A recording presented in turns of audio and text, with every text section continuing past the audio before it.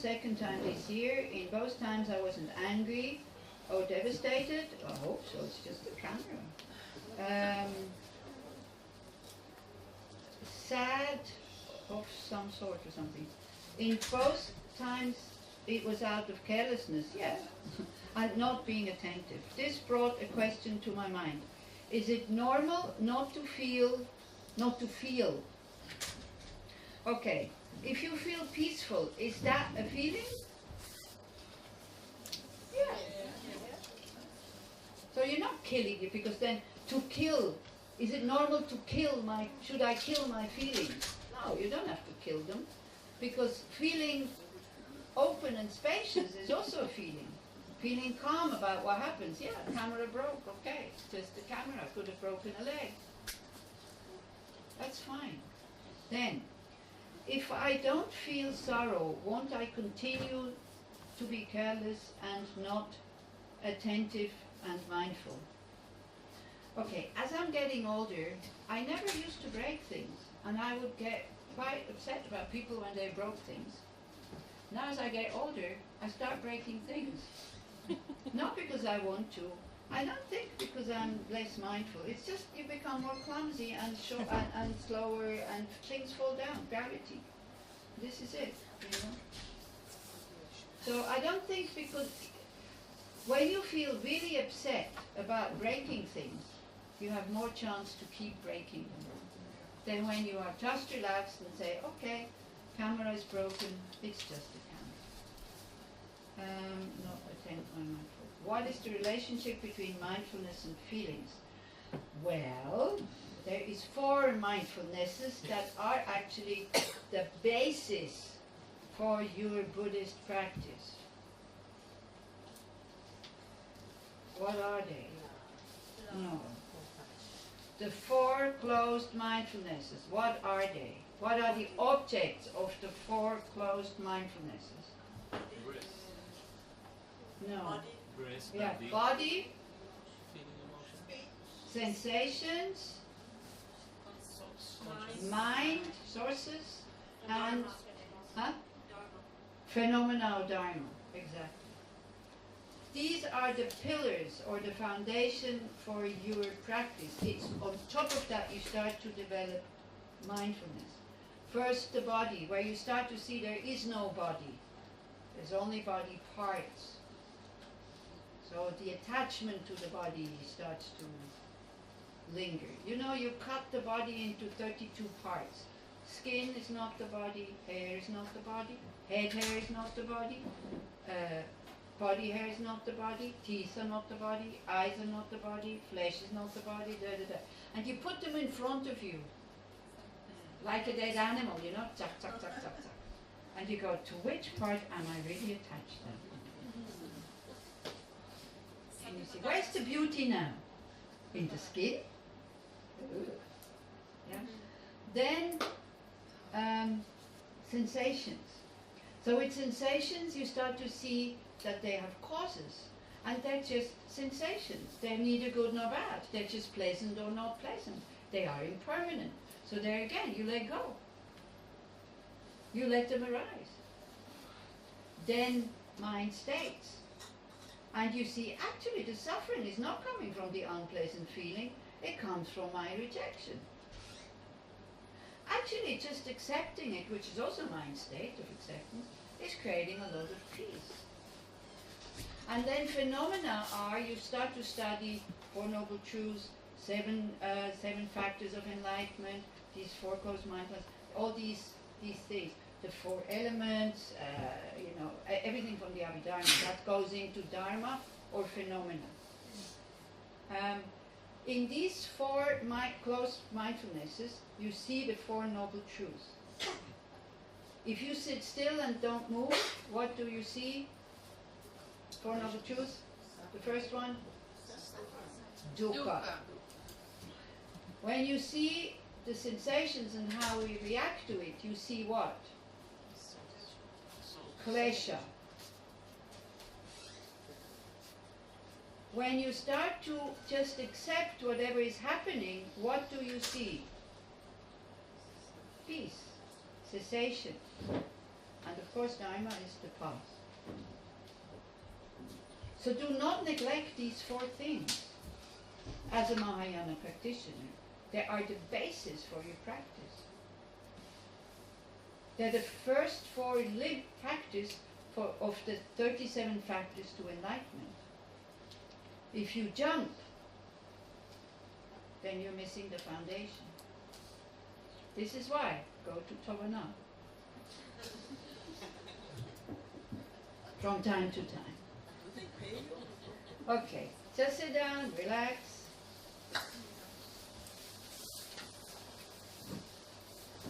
I would suggest we do what we did the first evening. We take the Buddha of compassion. You can take another source, fine with me. You do not have to take the Buddha. Anyway, Ayelet, are you satisfied with that answer? Okay. And are you satisfied with your answer also? Okay. And the others, I didn't know who asked the others. Huh? Will there be more time for questions later? Sorry? Will there be more time for questions later? Yeah, we can if you want. You know, like some people want to go on. Some people. First, we do the meditation. Then we you have a break. No, then how long do you need? 10 minutes. So after the meditation, Niv is going to tell you about his project. Then we have a break, and then maybe 6 o'clock we can come back here. Then you go to your room. You make it nice and tidy. You pack up. If you want to come back here 6 o'clock, it's fine with me. Yeah, because we can leave the Gompa, so we don't need to undo the Gompa, because we can leave it for the next course. And if you'd rather not, and you want to be quiet and wait for dinner, and the time is not passing, then you can also do that. Okay, relax, with a straight back. Try to have a good feeling about yourself. Kind of, I'm trying to be a good person. Therefore, I am a good person.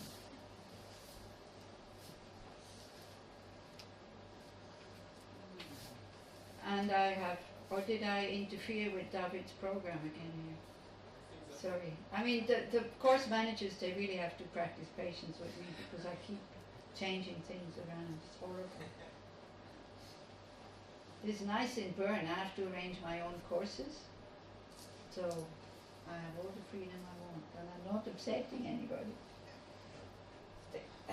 Okay. I am a good person. Try to put that thought in your mind. Why? Because I have no wish for anybody to suffer. There might be people with this wish, but it's not me. This is why I am a good person. I have zero wish that somebody should suffer because they deserve it. Now, of course, if you have that wish, you cannot think that you're a good person. Then you're pretty mean, actually. Yeah. Come on. Suffering is not necessary for people to understand something, for people to be wise and happy.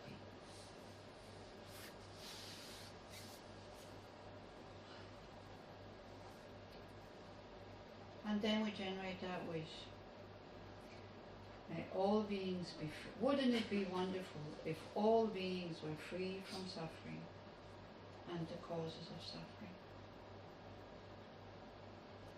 Wouldn't it be wonderful if all beings had contact to their own potential of love, compassion and wisdom? May they be free from suffering and the causes of suffering. And when we talk about all sentient beings, that includes you as well, okay? Don't forget yourself. So we can say like this. Then we think the people in the room, it's really, may all beings be free from suffering and the causes of suffering. And may I be able to contribute to that, to freedom from suffering and the causes of suffering. That's the purpose of my life. Not to increase the aggression and the suffering. May I be able to free all beings from suffering and its causes.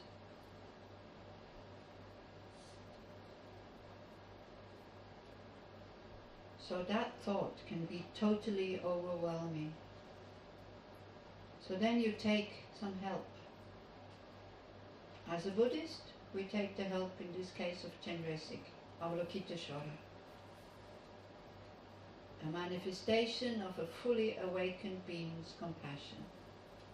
Beautiful to look at, white in color, totally peaceful, dressed in silks and ornaments, very majestic, very composed, radiating light.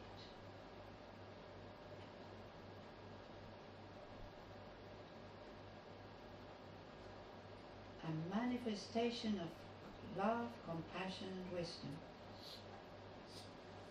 that has finished this path, and the only wish that is in the mind of such a being is, how can I be of help?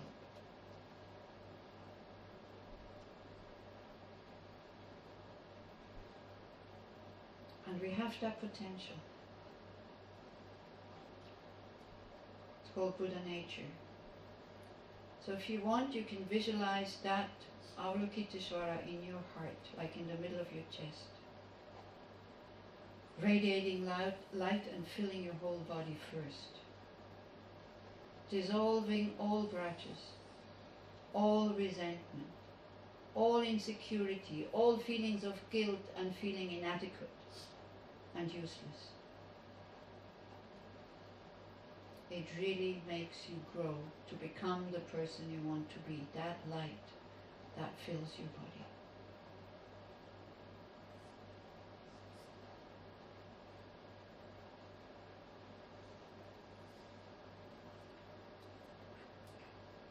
Try to really close your eyes and visualize that. Your body is filled with light. All the solidity is gone. And then you allow that light to radiate out. And you think that light brings to each and every being everything that they want and everything that they need, so that they can be peaceful, happy, and free from suffering.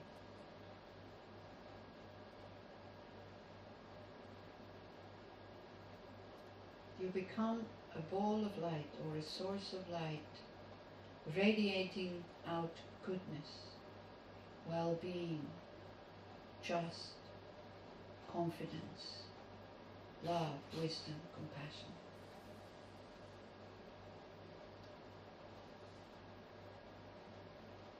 And you see it reaches all these beings, and they also transform into bodies of light. And if you want to chant the mantra with me, you can. If you'd rather not, you don't have to. No mani padme hum, Om mani padme hum, Om mani padme hum, Om mani padme hum, Om mani padme hum, Om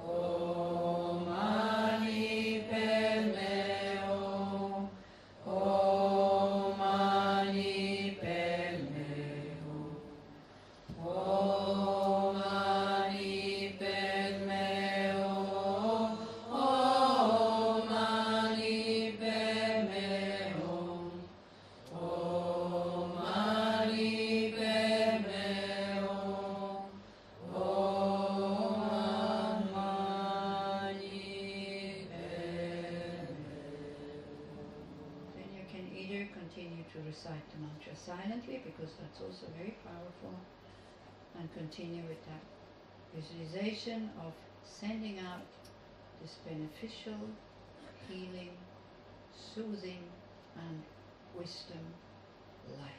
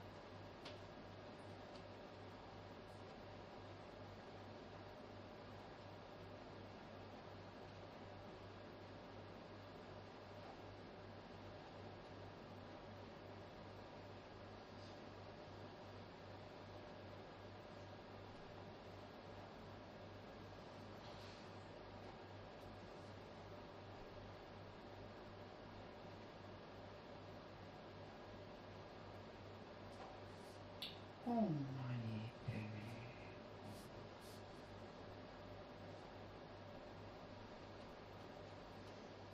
And then again, just open up your heart, and we do these 4 immeasurables, which can become the immune system for your mind, by thinking, wouldn't it be wonderful if all beings had happiness and the causes for happiness? May they have happiness and the causes of happiness.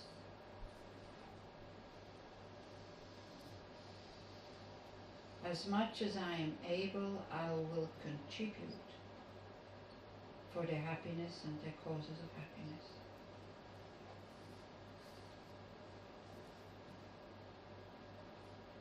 And if you think you're inadequate, you can ask Avalokiteshvara for help, and you ask, please, Avalokiteshvara, inspire me to be able to do so.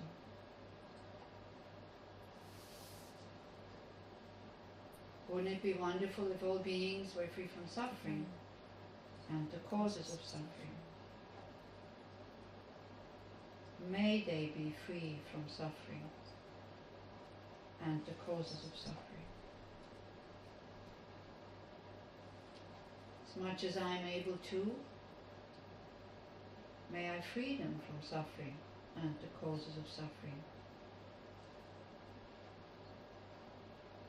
Please, Avalokiteshvara, or whatever other source of trust that you have, inspire me to be able to do so.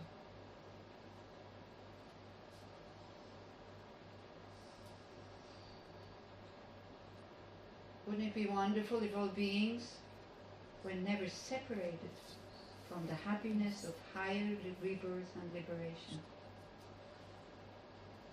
May they never be separated from these. May I bring them, may I be able to bring them to a state of the happiness of liberation and enlightenment.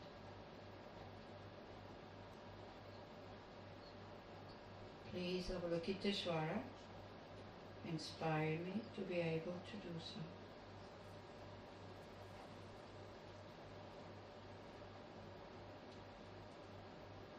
And the most important one, and something that we can already practice now, is equanimity. Wouldn't it be wonderful if all beings were to abide in equanimity? Free from attachment that holds some too close, and aversion, anger and hate that holds others too distant. May we be able to abide in equanimity. As much as I'm able to, may I bring people to that state. Please, Avalokiteshvara, inspire me to be able to do so.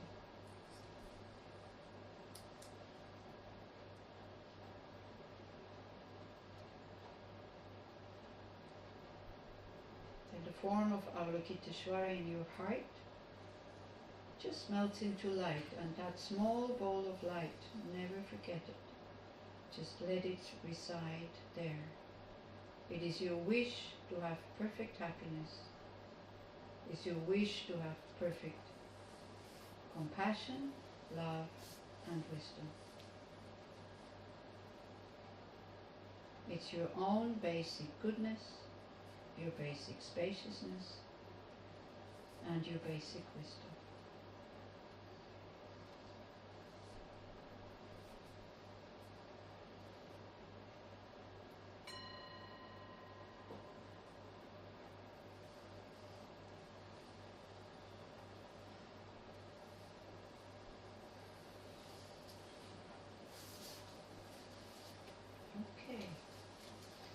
Thank you very much. I will send to David or to somebody from the Dharma Friends, maybe Ivit, I'm not sure.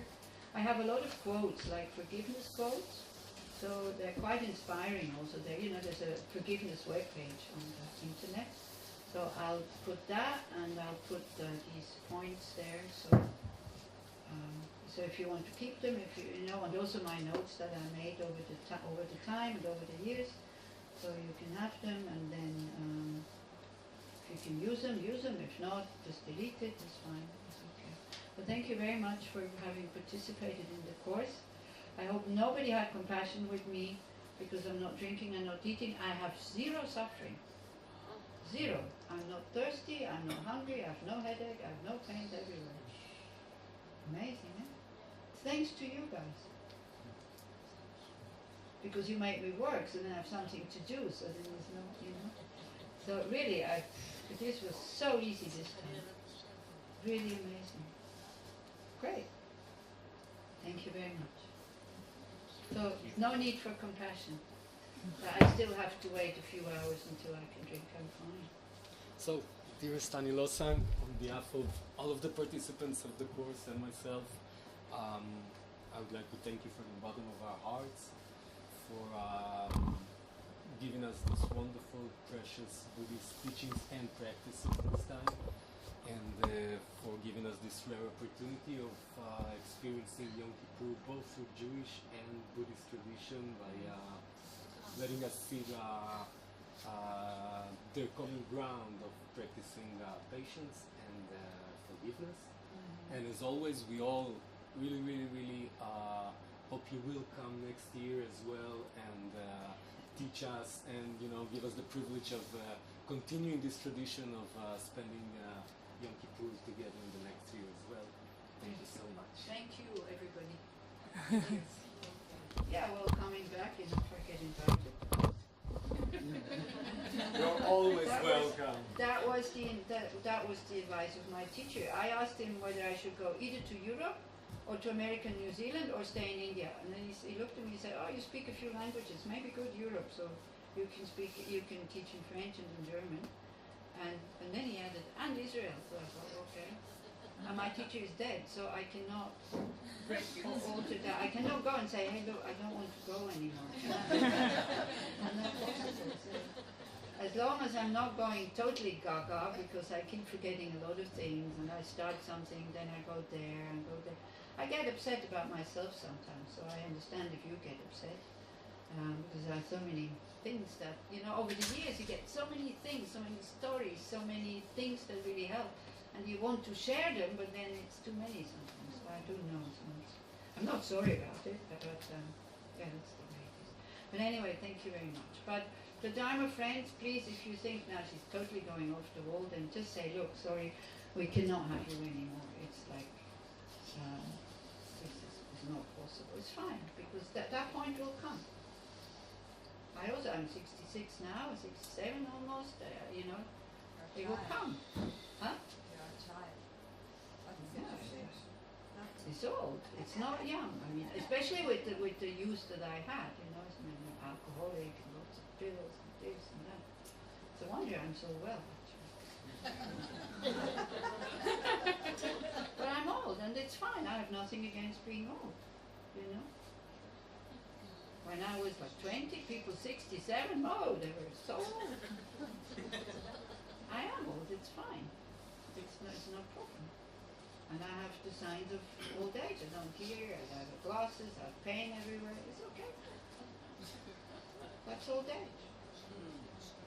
It's okay. Next time I get a new body, I hope I appreciate a bit more having a body without pain when I'm young.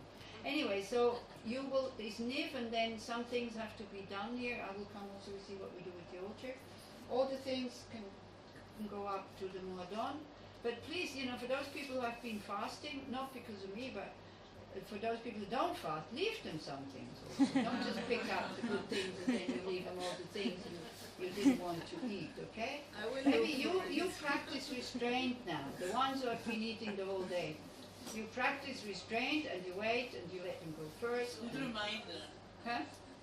It's good reminder. Never ate so many sweets in life. But it was nice. It was really nice to see that we were able to offer you all these goodies that you brought. So they are from you. So it's very nice. It's really nice to come every time to come up to the Muad'Dib and to see all these nice things, very nicely prepared. Thanks to Adriana. It's great. Yeah, there you are. You used to be there. Now you're here. Thank you, Adriana. What is the meaning of money by the way? The jewel in the lotus. The jewel is compassion, and the lotus is wisdom. Yeah. Because Avalokiteshvara, he's holding a jewel in his hand like this, and then the lotus is there. So anyway, I finished. So Niv you can have the mic. Yeah.